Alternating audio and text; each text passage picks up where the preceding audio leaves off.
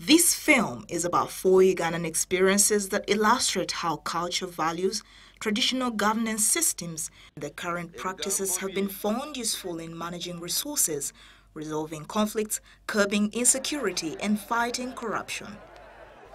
Uganda has 65 ethnic groups, each with a unique tradition, language, set of values and systems, including governance mechanisms. In the pre-colonial period, these groups were managed by institutions headed by kings, chiefs, clan leaders and councils of elders, many still in existence today. In 1966, cultural institutions were abolished and pushed to the periphery of national governance as state systems and actors took over their political and economic functions. In the last 2 decades, however, new challenges have encouraged us to reconsider the value of cultural institutions and their influence on community perceptions, values, and attitudes in respect to governance. In this film, we invite you to reflect on the contribution that our traditional governance systems can make to enhance our governance as a nation.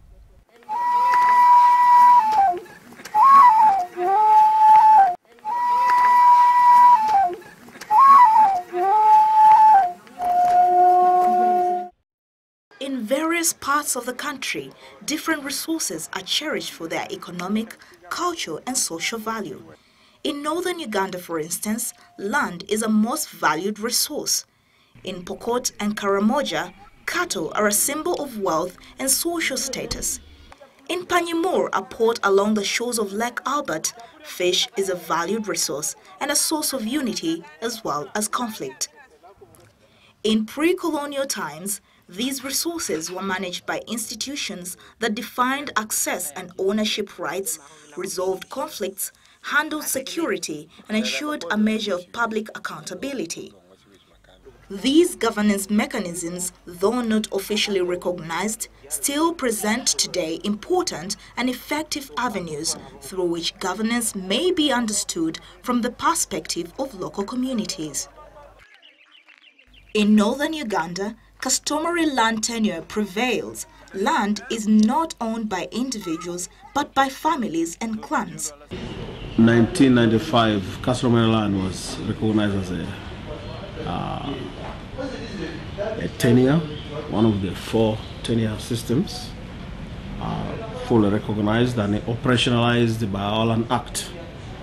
In Lango, Acholi and Teso, the Land and Equity Movement of Uganda, in consultation with cultural leaders, has documented the principles, practices, rights and responsibilities for customary land tenure management. There has been a lot of distortion because customary rights or customary law regarding land was not recorded, it was oral. These documents for the first time put to paper and update the body of unwritten laws that has informed customary tenure in each region. The booklets are currently used by communities, their leaders, and legal officers to resolve land disputes, to define boundaries, to regulate land sales.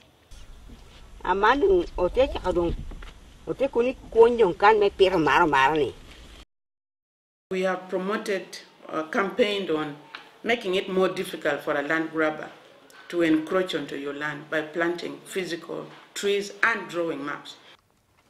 Legal officers attest to using the principles, practices, rights and responsibilities as a point of reference in dispute resolution.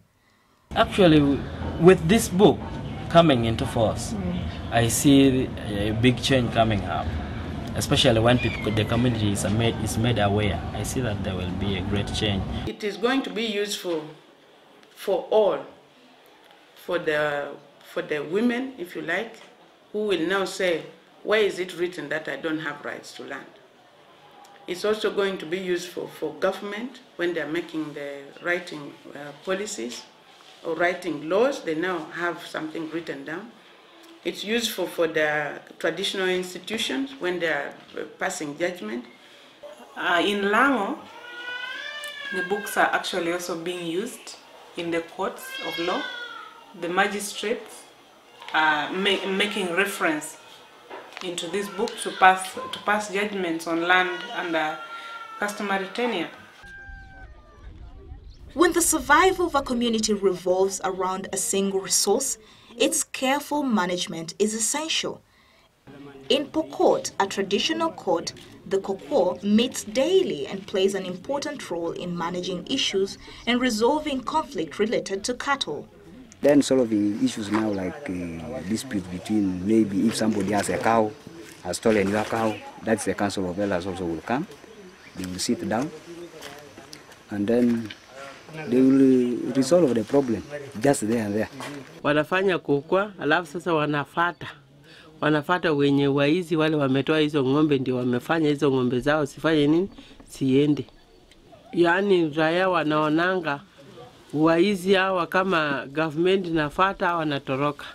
Wanaona afadhali hao wenyewe waende individual wenyewe waende waongeleshe wazazi ya hiyo watoto. Kwa vile lazima wanawajua wanaenda ongelesha hiyo watoto. Alafu sasa wazazi alafu wazazi hiyo ndio wanaona kenye watafanya. Nekisidi wenyewe wanafanya kama government, wanaenda kwa boma, wanashika hizo mang'ombe ya huyo mtoto ya mzee fulani ila ameiba. Local government officials also recognize the value of traditional courts and refer some civil cases to the Kokwo for resolution. Kwa kukua ya nyumbani, hiyo pia inakuanga rahisi kwa vile hawa pia ni wazee, ile wakifanya yao inakubalika, inasikika. Na kama unaona wenyewe hapa wenyewe huwa ikisinda au unaona wenyewe wanapitisha mti hapa kwa polisi. It's more of traditional court, but again the situation where we come in as their representatives on the side of the government to witness, just to witness. You find there are some other conflicts which demands more people to come to get involved, like those of RDCs, like those of MPs. So it depends to which level of conflicts is it. In Panyimur in West Nile, the community widely respects the cultural leaders who use their influence to keep peace and order. We found that there was a lot of insecurity, more especially on Lake Albert. And when you see this Lake Albert, for us in Panyimur sub-county, we take it as it has some attachment with the traditional leaders here.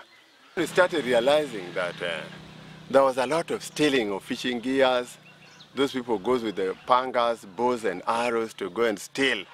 A council of elders headed by the paramount chief is involved in curbing insecurity associated with fishing activities using traditional rituals. Kalma eni utie ikabedo midwar. Kalma eni etimo tich matek ni konyo jorodwar kitemo mako genwang kodo bero. Ma ite kalma eni ministry achiel mukende mapiretek utie ministry milam.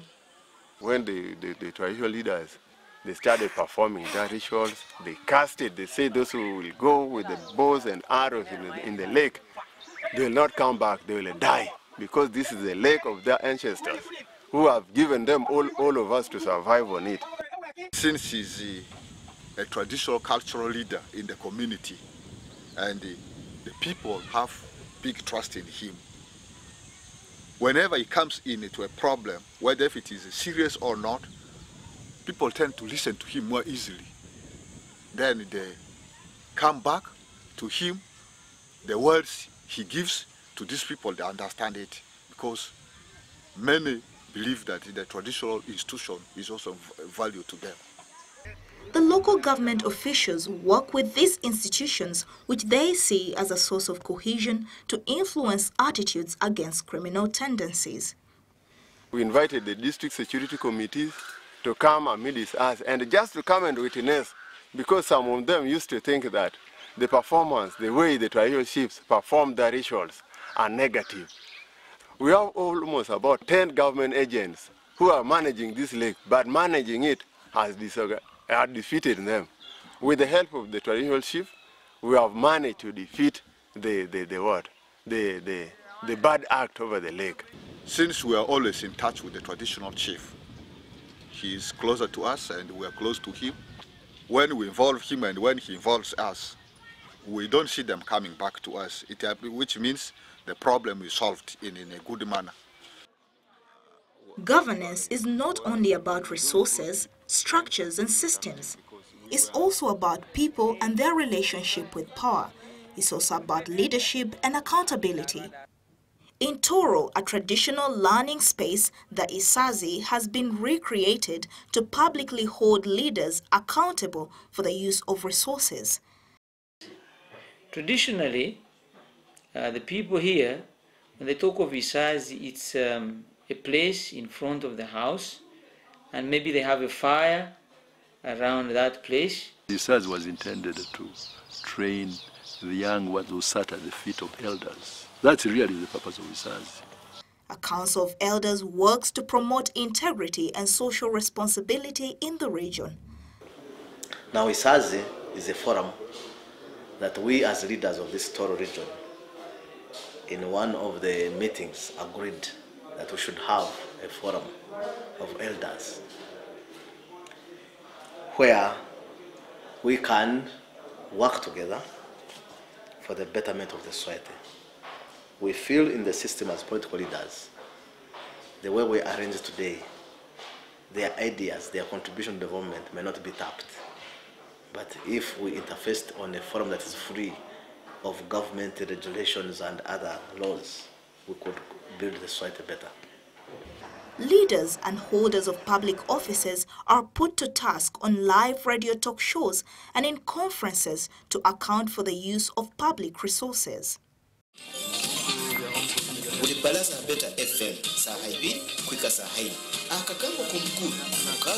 Hello? Hello? Beta from Watiranka. Beja Kitwamba negambake. No, mi dope ingam. Best batetegerize kitu ekyobuwe. Okay. It's the same thing that I'm seeing now with the radio program that Isazi is running, where I have seen many young people calling into the station wanting to talk to the elders.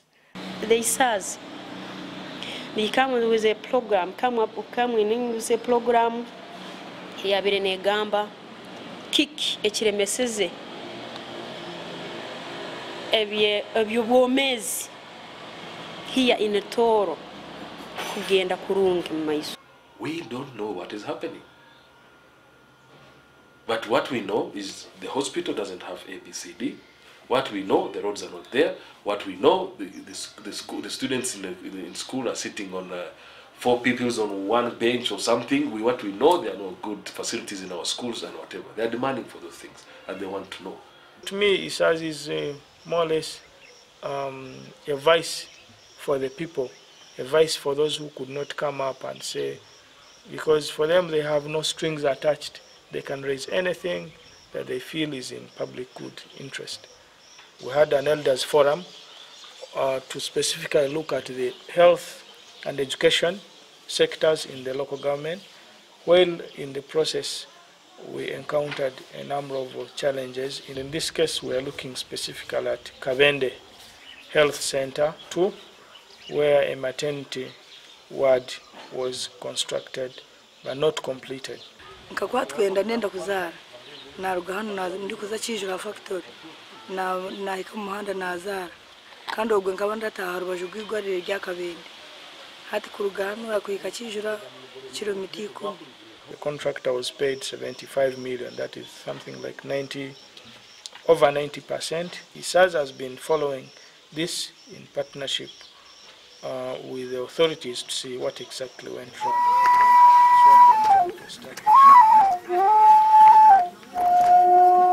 These systems, though recognized as relevant and effective, are however not without challenges. Cultural institutions tend to be most effective in largely homogeneous communities and may not sufficiently accommodate the diversity that comes with mobility, intermarriage, and exposure.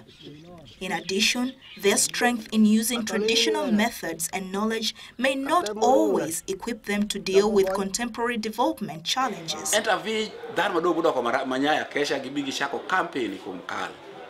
egituro tego pakal. Sometimes you hear people say, "Oh, so and so is 80 years old. What can he say? He's expired. He doesn't have any ideas to give." In most cases, women are excluded from traditional decision-making positions and processes. This may encourage a paternalistic attitude towards women's issues, emphasizing protection rather than empowerment and undermining their rights. There has been a distortion to the extent that people say that customary tenure maybe does not allow women to own land. I can come up if I want to, I can say this is my customary law, this is my culture. If you stood up and told these Pokot men that now we don't want you to marry 3 women or 2 women, definitely that one will be an issue of Kokwa. They will say now this church has come again differently from the way we knew. Because you will find an old man will come and approach you, Emily, when you are 15 years and he says, I've paid 40 cows, then you are pushed. Cultural institutions do not work in isolation, but there is a lack of synergy between the traditional and state governance systems. This may be attributed to differing worldviews and values, which may undermine authority on both sides. They are instituting a punishment which is grievous. Then we probe a question to them. You have proposed that this and this has taken place. But again, on the other side, mind you, we are part and parcel of some other laws of this country. And we wouldn't like you to enter into problems tomorrow because we are part of it, although we have our own. But if somebody comes in the other corner with them, with those other laws, we might be in problems. Then they begin to say, I think that is it. That is also true. Certain things are seen as foreign. The DC comes, or district commissioner comes, he talks. When he goes back, another meeting again is started by the Pokot to review and to ignore what they have just brought. An elder like Aramtori, who was here, is more respected than the president. This has happened. The mainstream politicians, some of them, not all of them, they have sometimes said to the population, don't follow those people.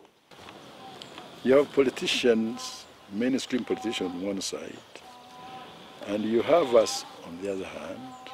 We are really apolitical. And this is the period of political activity, beginning to join the hustings, elections and so on, campaigns and so on.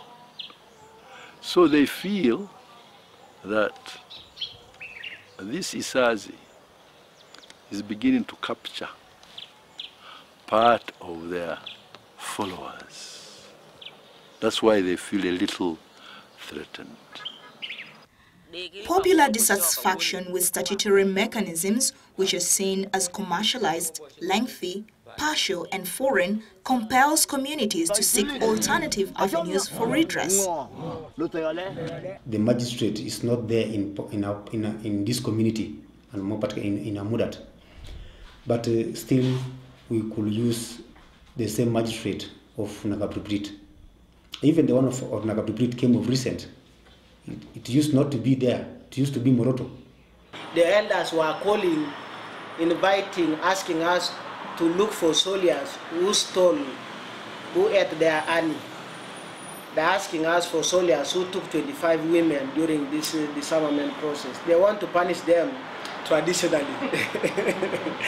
The current state organs, because they don't make the population go home, because the population still take them as foreign, they don't discover the truth. Those who are being punished, detained for long, and really innocent people, because there is no ownership. While cultural institutions provide this alternative, because they are often perceived as non-corrupt, impartial and non-partisan, they are generally accountable to none but themselves. Last year, some 4 cases were conducted in my place where wizards, those who are taken as wizards, were hung last year. And in some cases, meetings were not handled well. some elders did not participate. So it means some people can be condemned in a rush. Cultural resource persons often work on a voluntary basis. The sustainability of their efforts, therefore, depend on the availability of respectable, responsible, culturally knowledgeable individuals. The elders are willing to offer their time. They're very generous. I meet with these men. Some of them who can, they pay for their own transport. They come and they spend time there without salary, without any stipend, without any allowance, which is something among the young people today is very difficult.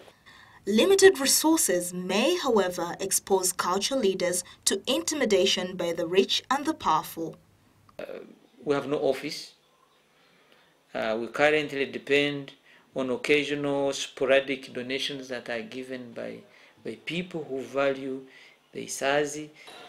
There is a lot that it wants to do. It doesn't have these resources. It has to depend on the public to contribute, and for which the public has tried to contribute. Some of all these dialogues, the public has contributed, by the way.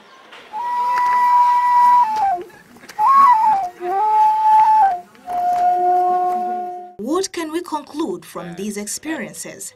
It is clear that traditional structures, mechanisms, and values are resilient and provide an alternative avenue for local communities to organize themselves and manage their resources.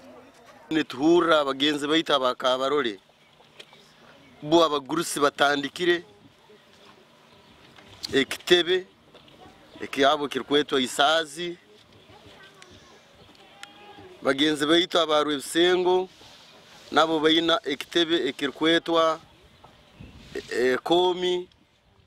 The kind of comments you hear from the community are, please, we need more, we need more, we need more, keep on, keep on.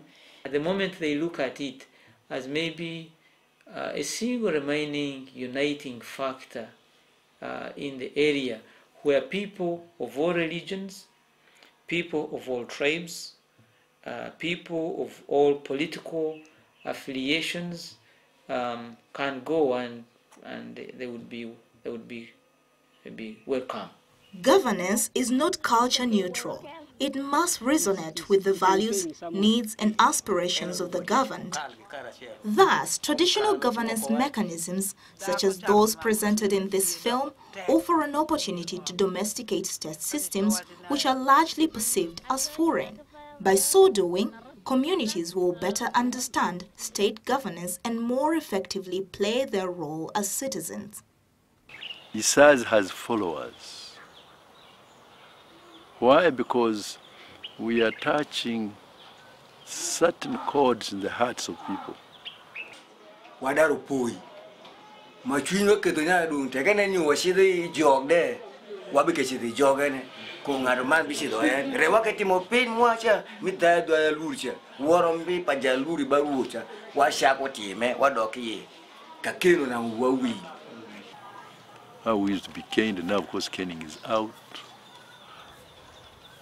Respect for the elders is gone, we think it's wrong, and so on and so forth. The good things we say we should retain, and the not so good, slowly discard. Luckily, customary tenure is also very equitable, if you like. It provides for all, for today and for the future. Equally with the thief, they steal the person who loses his property. Again, the court ensure that that person is restored to his position. But here, in our side of the laws, a thief is in prison. And again, our laws and governance don't consider what the other party lost. So this is what I think. If the government doesn't consider those aspects, the court may take long to accept that our laws and punishments and governance is good.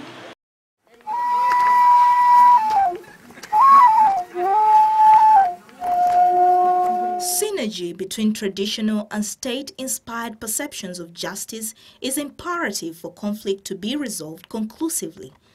Our traditional chief, he has come up very many times to come up openly to give his view about the issue of corruption in the sub-county. I see also, because of his influence, the sub-county is doing fairly okay, because he's always in touch with the local government authorities. They handle up with that problem together. I'm seeing some good things. If the clan has a face, then you could hold them accountable more. You could also link them to the state system, especially for dispute resolution. If they passed a bad judgment, then the magistrates could directly, deal with them as a person, not as the clan. Lemu has been saying all along is harmonize the two systems. We cannot continue parallel systems anymore with the state and the customary, and some of them contradicting, and either contradicting or just different. A common understanding of different governance mechanisms also requires a change of attitude and the recognition of the strengths that both systems present. It may demand acquiring new knowledge on rights and democracy on the part of cultural leaders and accepting and working with traditional knowledge on the part of local government. How to make these laws to be owned by them, to sensitize them is one step. Two is to use laws which are more applicable to them. We begin from there. And then three is really to use certain common senses. Most of our method of work is really more of artificial and not appealing to their moral and humanness. So their public meetings are done under trace. So it means for us to let them know that court is public. We have to do more court hearings under trace. I think maybe the biggest success we can claim is forcing policymakers and anybody who cares to listen not to ignore customary tenure. In the past, you mentioned customary tenure and the next word would be it's communally owned, it is bad for growth, it is against women. End of the story. Codification and documentation of traditional law would also be useful as a point of reference for legal practice and harmonization with state law. The Iteso Cultural Union tells Lemu that the book made the institution to be more relevant to the people of Teso, because the book was addressing the questions that many people were asking. The women were asking, what are our rights? The heads of households were asking, what are our rights? But the book has documented from the position of the Teso people, it documents what the rights of the different people are. It is in both government and Pokot interest for these things to be documented. And once the government appreciates that this is something good, then they incorporate in their laws, and it becomes easy. The Pokot will take it as their laws. Cultural institutions can contribute to a more legitimate and accountable exercise of power to the benefit of all citizens. Cultural institutions can then continue to provide important spaces for civic action in tune with vital cultural values that can inform the future of this nation.